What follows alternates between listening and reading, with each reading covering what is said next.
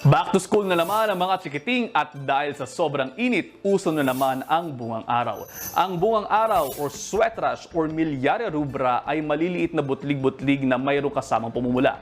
Nangyayari ito kapag sobra ang pagbababad ng isang tao sa araw. Maaaring mapuno ang sweat glands kapag sobra ang ating pagpapawis dulot ng mainit na panahon. Isama pa natin ang marumi at maalikabok na kapaligiran. Posible itong kumalat sa buong katawan pero take note, hindi ito nakakahawa.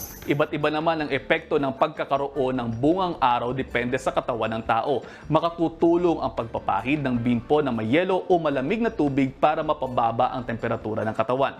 Pupwede ring pahira ng pulbo ang ating mga chikiting na mayroong bungang araw. Ugaliin din ang madalas na pagligo at pagpapalit ng pinagpawisang damit. At syempre, keep yourself hydrated mga kapatid. Malaking tulong na hydrated ang ating mga katawan at balat lalo na ngayong